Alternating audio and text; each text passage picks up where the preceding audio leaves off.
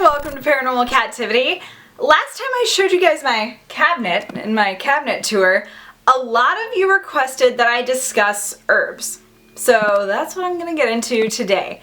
Now, the way that you use herbs is entirely up to the individual.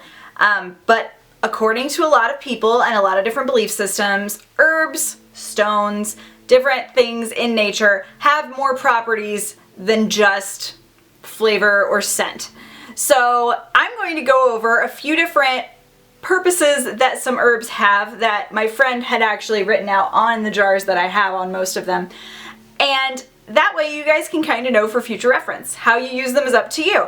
It could be that you put it into a tea if it's healthy for consumption. Of course, do your research before you consume anything that you're not familiar with.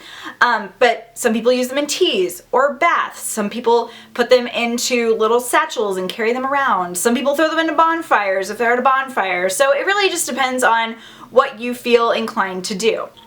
Cinnamon.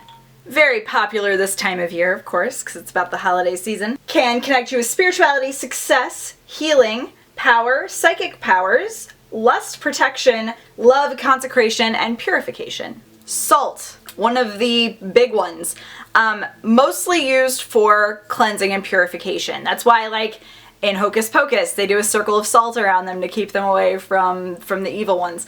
Like, that's what you do. Salt is a way to keep an area clean and safe. Catnip, for people who are cat lovers, can channel love, beauty, and happiness. Patchouli, very popular in different fragrances and as incense, for those of you who like to burn incense. Associated with money, fertility, and lust. Chamomile, money, sleep, love, purification, and healing, which is another reason why chamomile is used in a lot of teas made for relaxation and sleep, like sleepy time tea. Main ingredient is chamomile. Lavender would be love, protection, sleep, chastity, longevity, purification, happiness, and peace.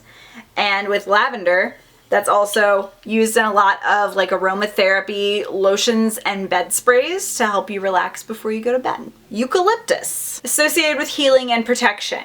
And eucalyptus, the first thing I think of is like the eucalyptus and menthol like chest rubs that you use whenever you're sick. Healing, sick, helps you to feel better. Jasmine, love, money, and prophetic dreams. White sage, immortality, longevity, wisdom, protection, wishes, healing, wealth and success, consecration, and purification. And purification is probably the one that's most recognized when you talk about sage, because sage smudges and sage bundles that you burn and sage your house with are made to purify and cleanse your space. Cedar, which I don't know if you can see, it's just parts of a cedar tree. Healing, purification, money, and protection. Tonka beans, also sometimes called wishing beans. If you've never smelled a tonka bean, you should. It smells delicious. But it is associated with love, courage, money, and wishes. Hence the wishing bean, right? Cloves, also very popular this time of year. Good for protection, exorcism, love, money, consecration, and purification. Rosemary.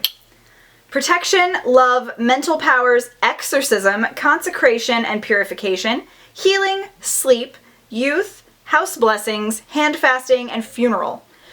And with rosemary, you can obviously cook with it. It is an herb. And there are a lot of different things that you can add to your foods and the things that you make that you can also infuse with intentions, which, you know, next time you add rosemary to your recipes and you think about house blessings or love or protection, then you're kind of adding that to what you make. As you can see, I have many more. This shelf here goes 3 deep with these little bottles. But those are probably some of the most recognized, most easy to acquire herbs that I have and some of the meanings behind them. However, Google is your best friend. Literally any herb, spice, anything like that that you come across, you can find like a magical or mystical symbology behind it and be able to work with it in that way. Which brings me to a company called Raw Spice Bar got a hold of me. They know that I follow a vegan diet, and so their products are different spices that you can include in whatever kind of dietary lifestyle you have to make your food taste like it's from another place. So I've not opened this yet, but we're gonna open it and we're gonna see what magical things are inside and what you could use them for. All right. So in here, we have different recipes. These two involve chai, which I love chai tea. So that's definitely gonna be happening. So it's telling me what kind of spices I'm getting, and then the different recipes that I could make with them. So what I got was the Thanksgiving flavor kit, and with Raw Spice Bar, you actually get a monthly subscription. So if this is like the kind of thing you're into, it'd be a great way to start getting to know different spices from around the world and how you can use them. What I have here are the different spices they sent me. Indo-French Vadouvan, I don't know how to say that word, peppercorn chai, that makes me really freaking excited, and unpumpkin pie spice. So let's find out what I could use these for. And on the back it lists all of the different ingredients if I wanted to look up them by individuals, which, like this one, has cinnamon in it. We already went over cinnamon a little bit. So does that one. This one also has cloves. So see, we already know some of it. So the main ingredient in the unpumpkin pie spice is ginger. And with ginger, it adds energy and power to any magical activity. So it speeds things up and causes things to come to fruition quickly. It can also add passion to an existing relationship. The main ingredient in the middle one, the peppercorn chai, would be toasted black peppercorns. So with those, it talks about increasing strength for warriors and alertness. This last one, or I guess first one, I don't remember what order I read them in, was the Indo-French Vadouvan. And the main ingredient in that was cumin, toasted cumin. And with that, you can ward off evil or protect an object from being stolen. So with these and any of the herbs or anything, if you've ever heard like the phrase kitchen witch, that's kind of what that also has to do with, because it's basically putting intention into something that you make or make for someone else or yourself. So pretty much if you ever cook something and like people are like, oh, it's so good, and you're like, I made it with love. If you actually thought about loving positive things while you made it, you kind of did put love into what you made, and that might be how somebody would be picking up on that feeling. So that's essentially some of the ways that you can work with different herbs and spices and find a way to incorporate that into your life. None of this is proven, but if it's something that you find interesting or connect with on some level, maybe try and research some of the things you put into your body and see if somehow you can associate that with some positive things in your life, even if it's just a reminder to yourself that, hey, I put this in here, so I'm going to be more focused today. It might just help you to stay focused. So anyway, hope you enjoyed learning a little bit more about herbs and spices and how they work. And thank you so much to Raw Spice Bar for sending me that little package. And if you guys are interested in acquiring different spices every month, information will be down below.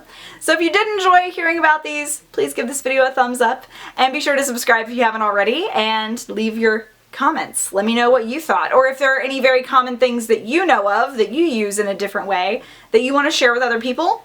I'm sure other people would love to hear it in the comments. So thank you so much for watching. I'm Kat, and this is Paranormal Kativity. Have a strange day. Bye! Hey, I thought I would throw in here at the end of this video too, I also got a cute little package in my P.O. box, and I'm gonna open it. I got a book. Oh, cool! They hollowed it out and put things in it! It's wax sealed. How fancy is this?